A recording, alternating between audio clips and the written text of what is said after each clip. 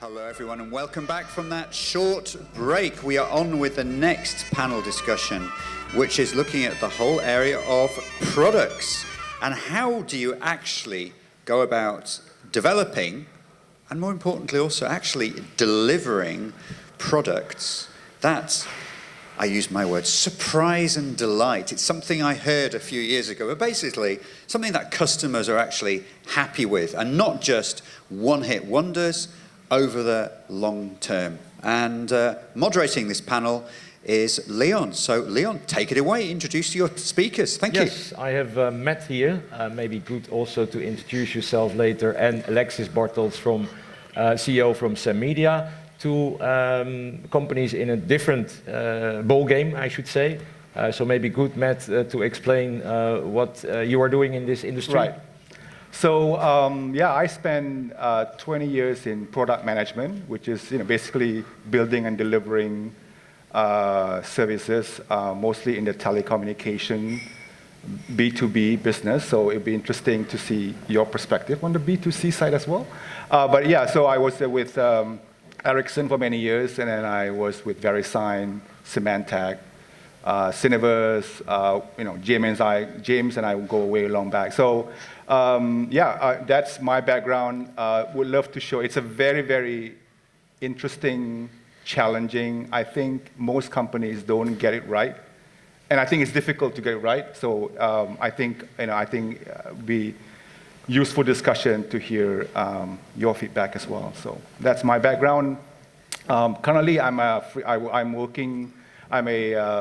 freelance consulting. I have a nonprofit called Malaysia America Society. I'm actually based in the US. I'm here on vacation, and my nonprofit organization actually bridge Malaysia and American organization, both either businesses, education, training, all aspects. So that's what I'm a part of today. All right, delighted to hear that you want to spend part of your vacation with us. That's very nice. It's also a very pleasant day for me because I have the opportunity to interrogate my own boss, Alexis Bartelds. Welcome. Alexis, Sam Media. When I think about Sam Media, then I think about product. That's absolutely a central thing in our organization, basically. And yeah, can you tell me something about it? I mean, people know a bit more about Sam Media now, but for example, when you entered this event, we got a brilliant AR demo, a demo of how you could use this technology. Why is Sam Media, or what is Sam Media doing at this point, making products that surprise people?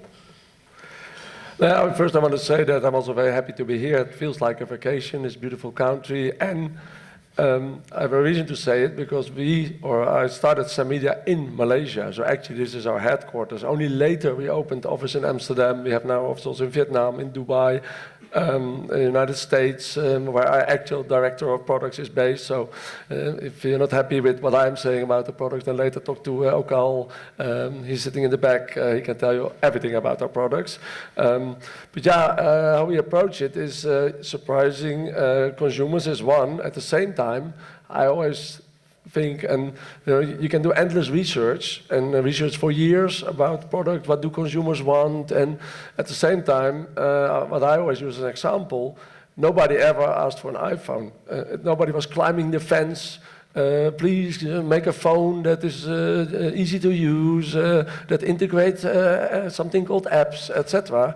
There was the brilliance of Steve Jobs and Jonathan Ive, the head designer of Apple, that created that product. So at the same time, of course, they thought about the end user, about the consumer. So I think it's important to find that balance between creativity, ideas, dreaming of some people that have that skill, and that vision, and at the same time involving the consumer, getting the feedback, recording how users use the product, use customer care data, as mentioned before, to continuously improve the product.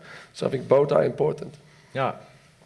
Matt, well, I know from Sam Media that they use a lot of the latest techniques to improve products, to improve the customer experience, like, let's call it extended reality, all these things together, when you combine them. What can you say about it? Is that just a buzzword, or is it something you can use to create a better usability within the product, and how exactly? Yeah. What is your look at it? Yeah.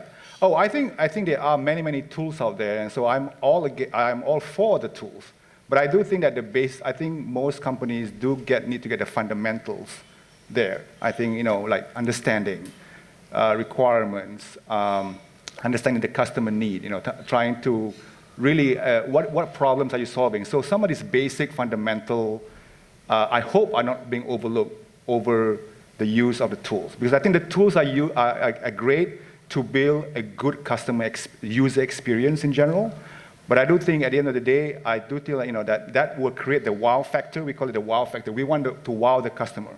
But I think at the same time, organization needs to have these fundamentals. I mean, I think in terms of internal, I work for a number of B2B companies. We build infrastructure solution, cloud-based application. And there's a whole organization around product management and delivery. And that whole internal process has to get it right. And because at the end of the day, you need to understand the user experience and test and retest and making sure that you are delivering that wow factor. So back to your question, I believe that these tools are great. Use it, capitalize on them, take advantage of those. However, don't forget the fundamentals of product management and product delivery, which is essential. So because if you don't get that fundamentals in your organization, then you may not really get it right. Because there's a good example you mentioned about the whole iPhone. The same inventor, the people who everything they developed. I was reading an article about the same inventor who actually worked with Steve Jobs to build iPhone, also built the Segway. You remember the Segway? This transportation. And it got enormous, review. It's like this will transform urban transportation. We don't see much of them today. No. So I think that's a good example of, even Steve Jobs and his people can get it wrong. So I think, now I don't know that there is no right answer for everything. I think, I guess part of it is that we all are learning to build better and better products. But back to your point, yes, the tools, take advantage of them. Yeah. I think personally that techniques like augmented reality and virtual reality can make consuming digital products easier for consumers. Sure. So especially older users who are a bit strange, not used to use Web 1.0 or Web 2.0 to the full potential. They potentially can consume products that were rather complicated, but were made easier because, it's virtual reality, so it's kind of explanatory. What's the approach of Sam Media there, using these techniques for a better usability? Yeah, what is also important is the market, and the technology is available to make very advanced products. We think maybe this is advanced, that the welcome you guys received when I popped out of the floor. Our flagship product, Holozonia, is a metaverse product. Many people that we show it to, they find it very advanced. The reality is that we could have made it a lot more advanced.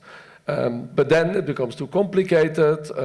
Also, only a few people can use it, or it requires a VR headset, which a few people own and also not carry all the time. So we decided to also make it accessible for as many people as possible. So it works in the browser of the phone, using limited memory. So that's why the avatar, for instance, is not a full body. But at the same time, it means that we can sell it and open it for many users. So there we find the balance between the possibilities of the technology and usability by as many people as possible, also with a simpler smartphone, not only the most advanced smartphones, and also without the VR headset. Of course, with a VR headset, it's more immersive experience, but without it, using the functionality of the phone, it's already a fantastic experience. So you not always need to do use the most advanced technology to make a wow product. And so there we also find the balance. And in general, when we started this Holozonia project, the products team came with the idea, we make a metaverse. Then who knows what the metaverse is? Maybe now it's a few more people, but still the definition unclear to most people. But yeah, it's a buzz, it's a hype, we need something metaverse.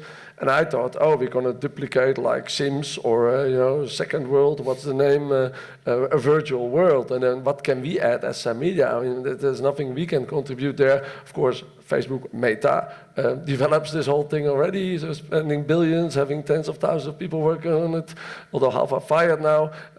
Still, it's, so we also have to make the translation from okay, the idea to what is relevant to the company. So there's many fantastic opportunities. Segway was also maybe an example. It could still be something for specific use, but maybe not for that company. So yeah, we decided, okay, we use the metaverse like a virtual world to navigate, to make it easier to navigate and consume all the other content that we already have, like 360 videos, XR Academy, where we use VR to educate. So it's a museum that you can browse. So it provides an interface to consume and to browse, well, to navigate awesome content that's already there. So it's very important to make that translation, and yeah, that's why also we need to challenge each other and also have short cycles, because we were talking about the process, expose it as quickly as possible. My background is in industrial design engineering. You learn about the process at University of Technology, all the steps, writing specs, very important. But also expose it to users. Start internally. Laurent, one of our business development directors, he let his son, 19-year-old, play with it and provide open, honest feedback. That's how you can learn about your product quickly, immediately after developing it, without even launching it commercially. So yeah, that is also critical. I think. Your 80-year-old grandmother should be able to use the product, and it's probably having a very good usability. Yeah, and compatibility, because I know some media has a strong focus on compatibility as well.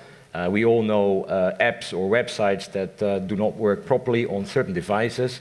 That's very annoying. It seems that a lot of companies still don't have a focus on compatibility. Do you experience that as well? I think as a consumer, you bumped into that, right? Oh yeah, definitely. I think backward compatibility is key. Most, I mean, you don't expect the user to replace the iPhone or the Android to be able to use your application. Yeah. So I think it's key. Now, again, I think there's a trade-off, obviously, right? I think there's so much backward that you can support. So I think it's also understanding the marketplace, which segment that you are addressing, and how that segment is able to change to the later version of the phone or the Android to be able to take advantage of the application.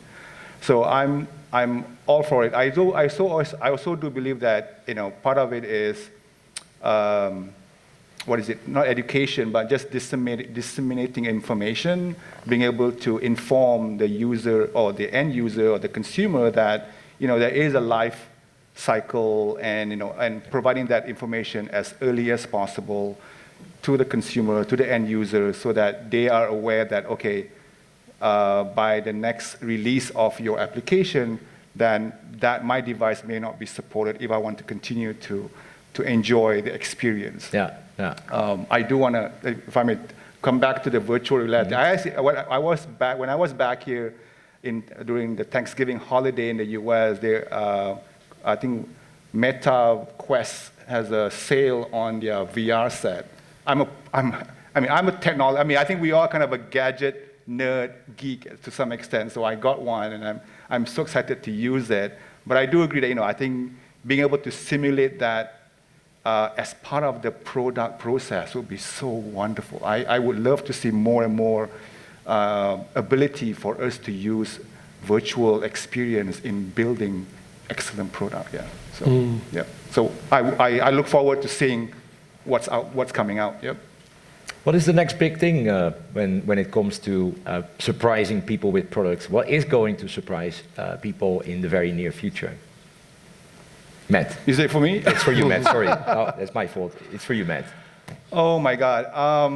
Okay, so I think there's some philosophy. I think to me, it's not about the next stage could be different depending on which vertical or segment that you are in. I mean, to me, I think I believe in certain philosophy around building products. One is keep it simple. Keep the process, keep the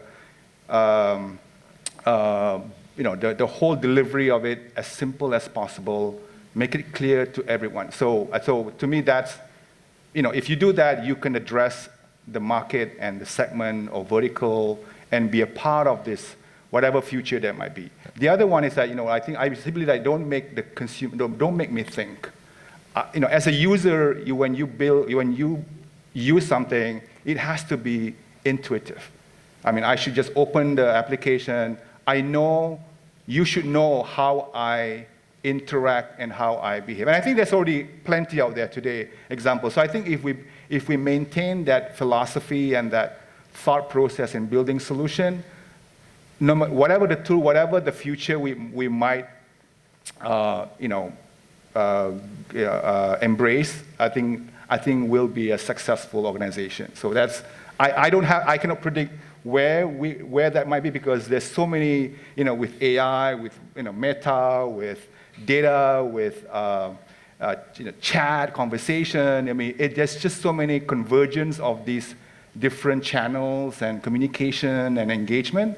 However, I think that I think we need to stick to some basic principle of understanding the user and the consumer and the customer experience. Yeah, and each consumer is different. We spoke in the former panel about how interesting it is, or how useful it is to be multi-channel. So use different channels to communicate with people. The more channels, the better, basically. So everybody can communicate with you at their preferred channel. A product should also have kind of that dynamic, of course. Alexis, your company is very much focused on compatibility.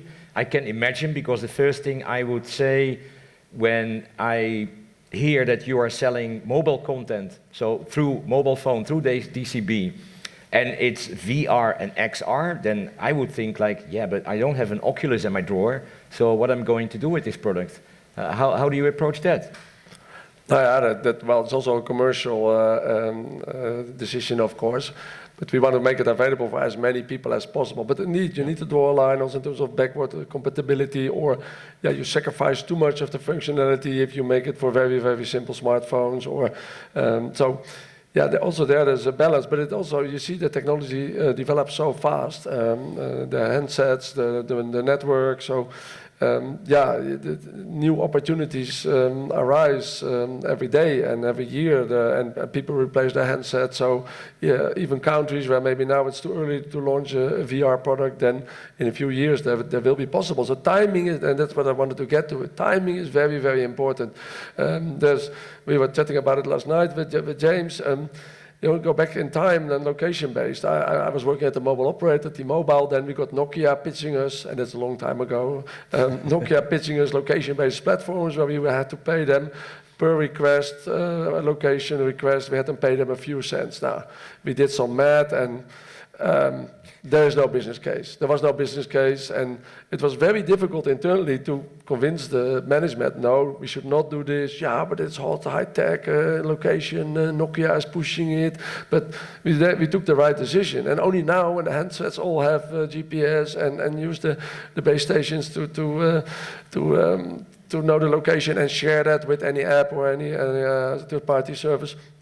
Now it's useful, and it goes for many things. With VR also, I remember being at Mobile World Congress in Barcelona like 5 or 10 years ago. There was a big buzz about VR, but there was also no use case. Yes, the experience in the booth, Samsung had a huge stand about VR, and you could sit there and have some experience. It's awesome experience, but it was still research and development. It was not ready to be out in the market to consumers. So timing is also there. It's very, very important, especially when you focus on consumers, on the mass. Also, we work with we advertise in a way that it's not a shop where only people go that have a very specific interest. Our ads are out on the World Wide Web, and yeah, so we don't always know who will see it. So we also want to make it accessible for as many people as possible. Also commercially, again, it's not only a product decision; it's also a marketing decision. Yeah. Good thing you say, indeed, like when you saw virtual reality on Mobile World Congress like 10 years ago, nobody knew the full potential. That was my point in the beginning. You have this technique, but what are you doing with it? How do you use it to make your product more usable? And I think we're getting in this phase now that we use these techniques properly. But indeed, when the internet came to people's homes, there was no e-commerce. You had an internet connection, you could kind of read articles, and hyperlinks were the coolest things on this mega electronic encyclopedia, but that was it. There was no way you could buy anything on the internet. And even the first attempts to do e-commerce, nobody really understood how to sell things properly due to this medium. And look at today. Today, the sky is the limit when it comes to e-commerce. So that is absolutely, and I hope in the future I hear and see even more spectacular things from everybody here, basically, when it comes to using the latest techniques for great products. Thank you, Matt, for being here, and yeah, hope to hear more from you and see more of you. Thank you, Alexis, and yeah, over to the next step in this MEF program. Thank you. Hold fire.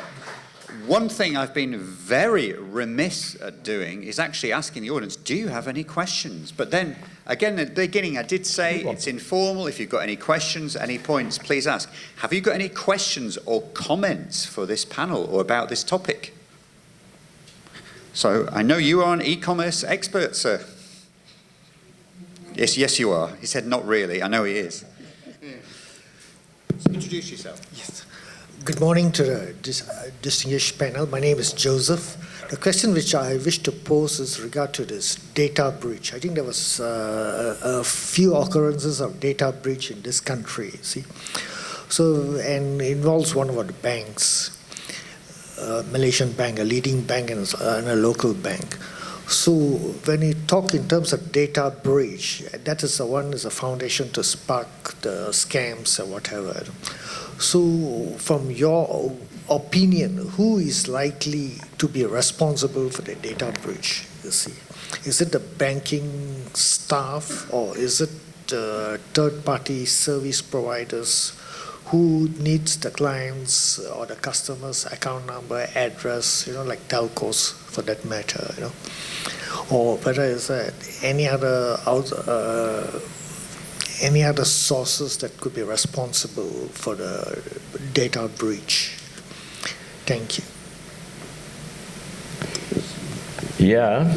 It's not strictly a product-related question in any way, shape, or form, but we have experts. Go for it, Matt. I think that, it depends who is the keeper of that data, basically. I think, the data, obviously the data breach happens because somebody is able to hack into the system and get access to some security gaps and then steal or, harvest the data. So I think whoever the data hosting provider, obviously at the end of the day, there are two responsible parties, and this is just my personal opinion. So one is the bank. If the bank, if HSBC or whoever else is the one collecting the data, then they are responsible. And obviously, and of course, whoever the one that are hosting the data, whether it's you're putting in some data center or some cloud data provider, they are also responsible. But obviously, the owner, I think the onus is on the actual collector of that data. So if I'm if my bank is collecting my data and expose that and not responsible to not being able to secure and then I think I would, in the US I can, those actions suit are going to the banks or the owner of the data, the one that collect the data. So that's my, I hope that answered the question, but you have any thoughts on that? Yeah, like you said, I think it's not specifically about the product, so there's probably other panelists from earlier sessions that can say more about it than I can. But yeah, I very much agree with you, Matt. But also, I think in general, it's good to see in the world that the awareness is increasing, because that's also where it starts. If all the relevant parties are aware that this is an issue, and I think it's one of the biggest threats to all sorts of digital payments, to e-commerce. And we all need to be aware of that, and it's great to see that also means an opportunity. So we have specialized companies that can help, but you need to be open for it. And it's for us. We work with several fraud prevention companies that also help protect their data. Carriers do it, payment providers that we work with. So you see that in the mobile ecosystem. This awareness has grown, and also the realization that it will bring growth, and it was also the topic of the first panel, that it helps to grow. So trust is key for consumers. So if you want them to use your payment system or provide data to you, then they need to trust. And if we all help grow and protect that trust, then there's the opportunity. So yeah, it starts with that awareness and the willingness to do something about it. And it costs some money maybe, but in the end, you can grow your revenues, and it's opportunity.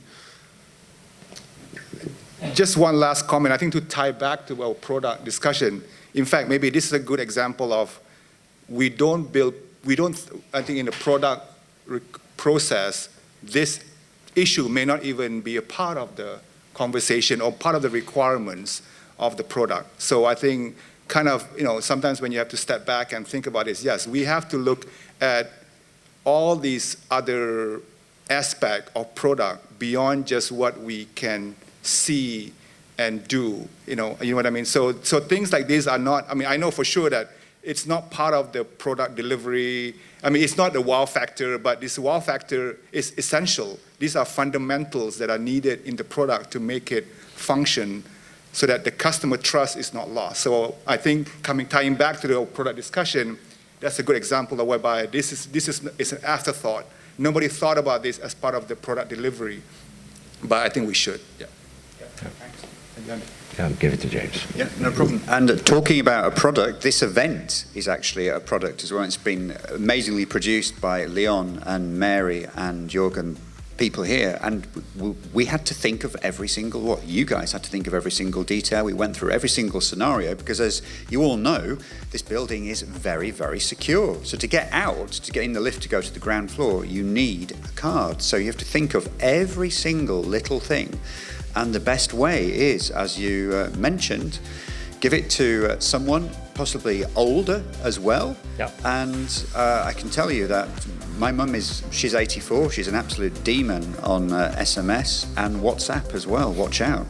So it was totally intuitive. After a basic little bit of instruction, totally intuitive. Unfortunately, we'll be discussing this later on our richer messaging channel discussion. There are some channels out there that might not be so intuitive, and that's one reason why certain things are being held back. We had the timing issue that Alexis mentioned is absolutely critical, but also a commercial model. We'll be talking about that later as well. You may have the most amazing, brilliant, intuitive products, but if your commercial model is wrong, the price isn't right for the market, it all comes to absolutely nothing. So we're about five minutes to 1. Lunch was scheduled to be 1 o'clock. But unless anyone else has anything to say, I suggest we start lunch 5 minutes early, if that's okay. You can Leon? try. You Can try? Yeah. I'm not disturbing the equilibrium of the event. It seems that everything is ready. Mary has signaled that everything is ready. So that means we are good to go. So folks, enjoy your lunch, some fantastic networking. We'll continue later. Thank you very much to our panelists up here and all of you.